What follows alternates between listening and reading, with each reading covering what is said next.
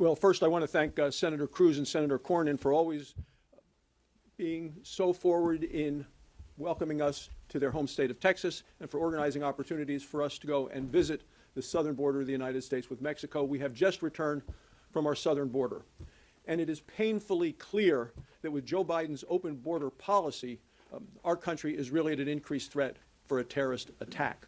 A couple days before we got there, alert border agents were able to seize immigrants carrying with them IEDs, explosive devices really tailor-made for terrorism. They were the size of cannonballs. We went on a midnight patrol on Thursday night and encountered a group of migrants from as far away as Moldova. The one man, in his middle-aged man, was there, said he was traveling as a family. That's because families receive special treatment. He had a young girl with him, maybe about the age of 10, said it was his daughter.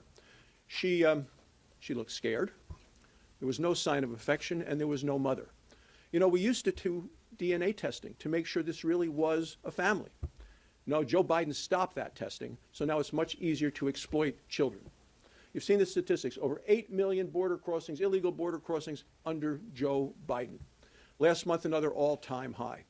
It's gotten so bad that the Homeland Security has raised the terror threat because so many people are coming in illegally, and there are so many gotaways, people that run and hide in an effort to not be detected. 2 million of those. Look, if only 1 out of every 1,000 of those was a terrorist, you're still talking about thousands of people in this country illegally anywhere they could be. And remember, in terms of 9/11, it only took a dozen terrorists to take down the World Trade Center as well as hit the Pentagon. The thing that's so interesting is the Border Patrol knows what they need to do to solve the problem. It's to enforce the law. It's to bring back the Remain in Mexico policy, and it's to finish the wall. But Joe Biden won't let them do any of this. In the president's request for additional money, I will say no money or any money that needs to be spent has to be spent to stop the flow of illegal immigrants, not to allow them to come through even faster. Republicans in the House and the Senate are committed to protecting the homeland, whether or not the President of the United States is willing to do it, and what we saw is the President is not. Now I'd like to turn to Senator Cornyn. Thanks, Dr. Barrasso, Senator Barrasso, for hosting this event. And I want to thank my colleagues for coming down to the Rio Grande Valley. This is, I think, about the seventh trip Senator Cruz and I have hosted for our colleagues. I think what they learn is that it's a little more complex than meets the eye. Not only are there millions of jobs supported by binational trade with Mexico, it's an important part of our economy in the United States. But the problem is President Biden has outsourced our immigration policy to criminal organizations. I say that because the 8 million who have come across the border continue to do that in record numbers because they know they're going to be able to make it into the interior of the United States. What the Border Patrol tells us, and they are the experts, they say there's no consequences associated with illegal entry in the United States. And these criminal organizations that smuggle people and drugs are smart. They know how to exploit our system. They know how to exploit our broken asylum system where people can travel through safe third countries and then claim a credible fear of persecution and be released into the interior of the United States. And then there are the tens of thousands of people that the Biden administration has simply released as a border management policy. In other words, they've created a turnstile by which people can go into the interior of the United States and stay probably for the rest of their lives, even though they don't make a claim of asylum. That's what they call humanitarian parole. But it's being abused. It's supposed to be used on an individual case-by-case basis, not to release mass numbers of people into the interior. And then, of course, as Dr. Barrasso said, the point is they don't really know who these people are. They certainly don't know who the gotaways are. More than 1.5 million, maybe approaching 2 million people who have been detected on cameras and other sensors, but who've evaded Border Patrol. You've got to wonder whether they have a good reason for running away from law enforcement. Are they carrying drugs like the fentanyl that took the lives of 71,000 Americans last year alone, a leading cause of death among young people 18 to 45? We know where it comes from, and it comes across the U.S. border into the United States from Mexico. So, as I said, these criminal organizations are very smart. They flood the zone with people, taking many of the Border Patrol agents off the front lines because they have to do administrative duties and process these migrants so they can then be released.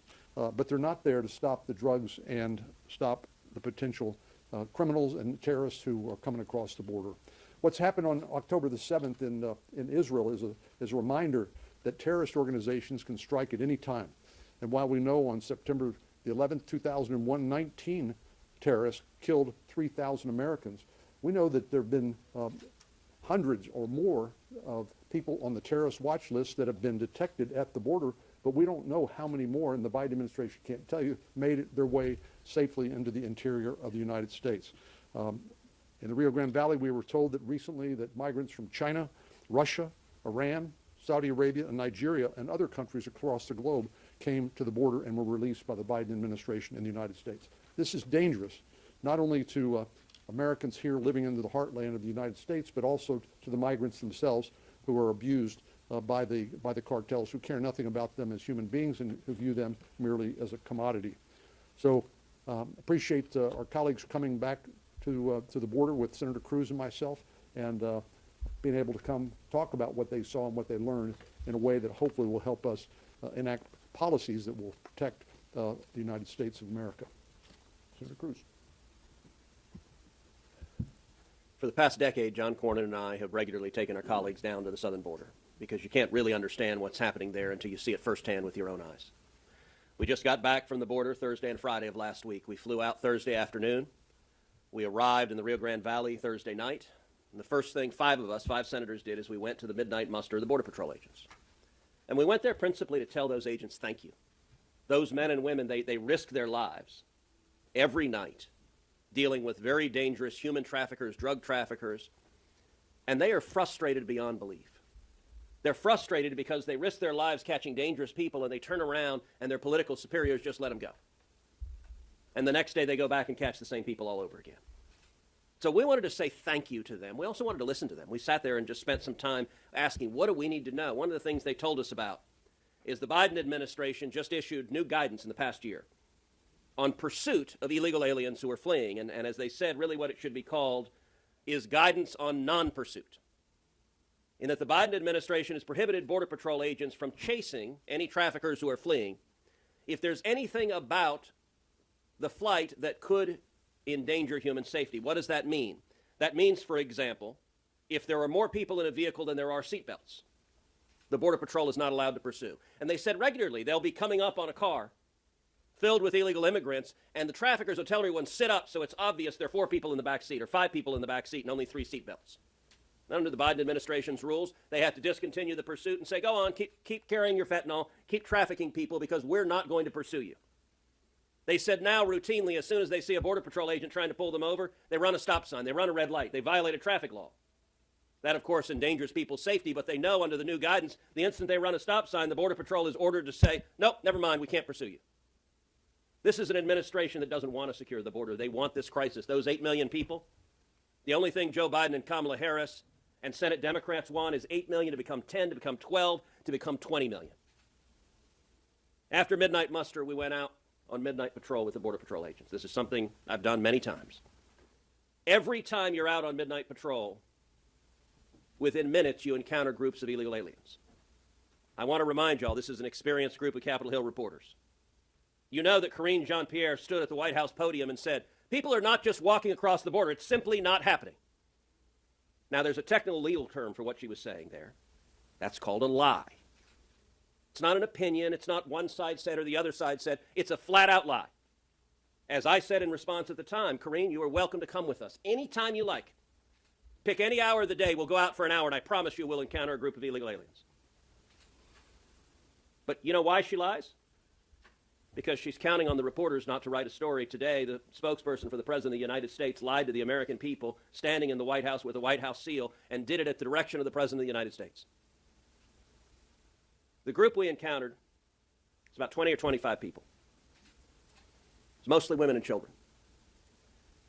And we spent about a half hour talking with that group, asking them questions. At first, they were apprehensive, but we asked them, we said, how many of y'all believe you're going to be able to stay? Every one of them, absolutely. Oh, we know once we get here, we can stay.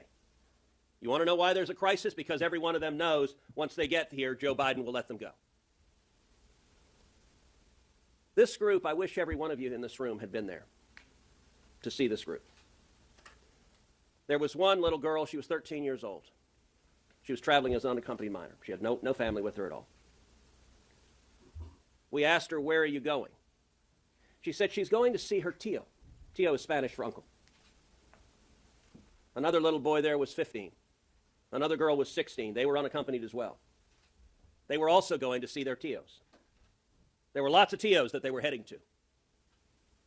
We asked the 13-year-old, does your tío know you're coming? No, haven't spoken to him. I just have a number of some man I'm supposed to call. There was a reporter who was with us from Fox News who said, here, do you want to use my cell phone? Do you want to call your tío right now? She said, no, no. It was obvious this was not her uncle she was calling. The most disturbing, John Barrasso referenced. There was a 10-year-old girl with a grown man who was about 35 years old. He claimed to be her father. This girl was terrified. He had his arm around her, but it wasn't a fatherly hug. It was more holding her in place. We asked her about her mother, and she just looked terrified at the dad. And he answered, oh, no, she stayed back. We know, under the Trump administration, when they DNA tested grown men with children, about 30% of them were not related to the kids. That's because you get preferential treatment if you arrive as a family unit. 30%. What did Joe Biden do when he came into office? One of the very first things he did was end the DNA testing. I have to tell you, standing there that night with those Border Patrol agents, it was sick watching that little girl. That man was not her father. And there was nothing the agents could do. The cartels are literally renting children to grown men. And we were looking at children that were in all likelihood in the process of being sex trafficked. Those teenage girls faced a high likelihood of being headed into forced prostitution. What is happening is horrific. It is cruel. It is inhumane. I want to encourage every reporter here, go down and see for yourself. Go look in the eyes of a little girl. We asked the kids, how many of y'all faced violence and abuse on the trip? Every one of them, they looked down, they were horrified. Some of y'all may remember I asked Alejandro Mayorkas about the colored wristbands. I put up a poster in the Senate Judiciary Committee. He said he had no idea what they were. He didn't know. That answer shocked me, because just about every illegal alien wears those colored wristbands. They're color-coded for how many thousands of dollars they owe the cartels. You can find them along the banks of the Rio Grande. I reached down and picked up several while I was there.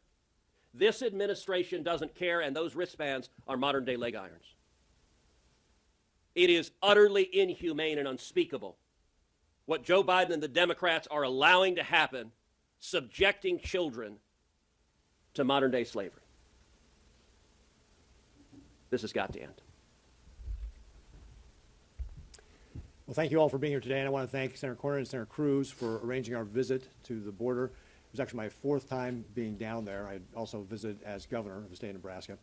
And I also thank the Customs and Border Protection men and women who, as Senator Cruz was saying, put their lives on the line for us. They worked very, very hard under very trying circumstances, and I want them to know how grateful we are for their service and for them hosting us last week. As has already been described, we have a humanitarian and security crisis at our southern border. And it is created by Joe Biden's failed and inept policies. That's what we heard down there. And when we talked to Customs and Border Patrol people, you know what they told us? The first best thing you can do, change the policies. Remain in Mexico, first safe country, whatever you want to call it. It's what everybody else does. It was referenced earlier. There has to be consequences. If you do that, they said, you'll see the flood of people stopping to come here. Last month, 269,735 encounters by Customs and Border Protection personnel on that southern border. A new record. 2.5 million last year. 8 million since Joe Biden's been president. Put that in perspective. Those 8 million encounters are more than all the encounters in the Trump and Obama administration combined in just 3 years. Senator Cruz did a great job of talking about the human cost of this. The Customs and Border Patrol people told us last year 854 people died crossing that river or once they got into the interior of our country. 2,300 since Joe Biden has been president, over 2,300. Joe Biden is responsible for those deaths. His failed policy has created this crisis at our border that is leading to those people dying when they come here. He is responsible. He has the ability to end this, and he chooses to do nothing. And then we talked about the national security aspect.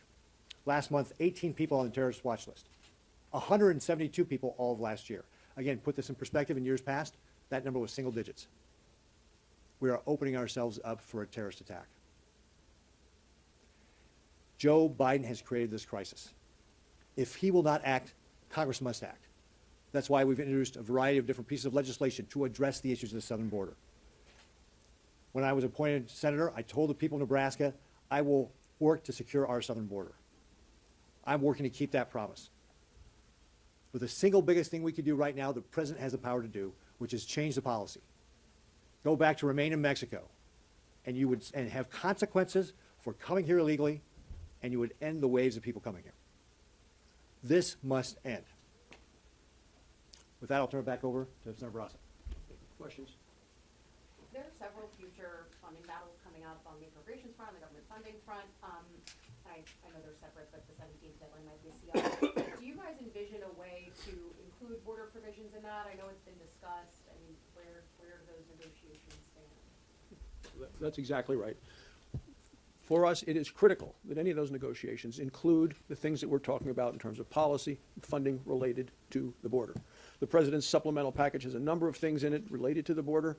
They seem to be focused on making it easier to process people into the country faster, to make those numbers go up at a faster rate. We're going to do everything we can to block all of that. As I said in the statement, what they want is money to make people come in easier. We want anything that's going to be spent money-wise to stop the flow. Now, when we talk to Border Patrol, they say what we need is the change in the policy, the enforcing of the law. The single most thing isn't going to require more money. It's to bring back the Remain in Mexico policy. We even met with one of the mayor from one of the towns in Mexico who's worked it. He said that that's worked better than what we have now. And he's somebody that lives on the border, mayor of the border on the Mexican side. But we had lunch with him as we were there. So no matter what the president wants to put together in this package, we want to make sure that border control is part of it from the standpoint of actually dealing with this problem that the president has allowed and welcomed. And just one follow-up on the supplemental package, because over on the House side, they're currently decoupling it, moving forward on Israel, not on Ukraine. Is that the right approach? They're also talking about cutting back on the funding, paying for this by cutting back the funding from the IRS and what the Democrats had passed on a single line vote. You know, that's all going to be part of the discussion. What I'm saying is, for the larger package that you've asked about, border control must be part of it. I don't know if anybody else wants to. Go ahead. You know, you talk a lot about policy, and some of that policy, like Remain in Mexico, probably not going to fly with the Biden administration. But have you had any conversations with either Democrats or the administration about policies that you could compromise on to make this a little bit easier? Democrats can't look and hear these stories without realizing what a disaster this administration has brought onto this country. They know it, specifically the Democrats from border states, but others that looked at this situation. And now, when did the president start paying any attention to this? When the mayors of New York and Chicago said it is destroying their cities. And the numbers there are very small compared to this 8 million. So the attention has to be to stop the problem, to stop the inflow, where the president is looking for money to give it to sanctuary cities so they can build housing. The president wants money to go for a welcome wagon. We're going to completely oppose all of those sorts of things. So we're always looking for solutions. The solutions that we have are actually to a major problem that the president has brought on. And I'm not in any way interested in funding sanctuary cities. When we were down there, we asked the Border Patrol agents, we said, how many Democrats come down to do this? And they laughed. They said, oh, Democrats don't do this. A couple of Democrats have been to the border. They don't go on midnight patrols. They don't go actually encounter the illegal immigrants. We now know Joe Biden went to the border once. He went to El Paso. And he instructed his advance team, clean all the illegal immigrants out. He said, according to the White House, said he did not encounter a single illegal immigrant when he was there. He only went to a bridge, he met with government officials, and he left. That's deliberate. Look, you can't see what's happening and defend it. The last time we were down there, I had a reporter ask me, said, well, aren't the Democrat policies on immigration much more humane and compassionate? I just started laughing. I said, you know who doesn't believe that anymore? The Democrats. Where's Joe Biden? Where's Kamala Harris? Where's a Democrat senator? Where's Chuck Schumer? If this was humane and compassionate, they'd be holding press conferences down at the border. Look how humane and compassionate we are. You can no longer see the human suffering. We had the sheriff of Brooks County bring a binder just with photographs of dead bodies that he finds day after day after day of migrants who died crossing into this country. You can't defend the Biden body bags anymore. So the entire Democrat approach is hide from it, and they're frankly counting on the media. They're counting on the media not to tell the American people what's happening because they have no defense. You know, you asked a minute ago about the supplemental. Understand the White House's strategy here because it's an utter joke. The funding that they call, quote, border security is not designed to reduce even one illegal immigrant. It's not designed to stop even 1 pound of fentanyl. What it is designed to do is accelerate this process. The Biden administration is asking for more money to process illegal immigrants faster. More planes and more buses to send more illegal immigrants to New York City and Washington, D.C. and Chicago and every city in America. They don't want to stop it. And understand, Joe Biden could prevent this tomorrow. When you ask the Border Patrol agents, how do we fix this? They say, look, we don't need more money. We need policy. And here's the policy we need. When we catch someone, follow the law and deport them. And if you do that, the numbers plummet. Right now, when they catch someone, they let them go. And that person gets on their phone, gets on social media, tells all their friends back home, hey, if you come here, you get to stay. That question, it's one question. What happens when someone's apprehended? Do they get sent home or do they stay here? As long as Joe Biden insists the answer is they stay here, that number will keep going up. Children will keep being sexually abused. Women will continue to be raped. And people will continue to die of fentanyl drug overdoses. The Democrats can't defend that. That's why they don't go. Because they can't answer these questions. And they bear responsibility. You know, the Border Patrol agents, we were asking the kids these questions. One of the things they said to me is they said, you know, the agents have stopped asking. Because they have families, they go home to their kids, and they can't stand the fact that they were just with a bunch of kids who were violently raped by human traffickers. That's happening today. It happened yesterday. It happened the day before.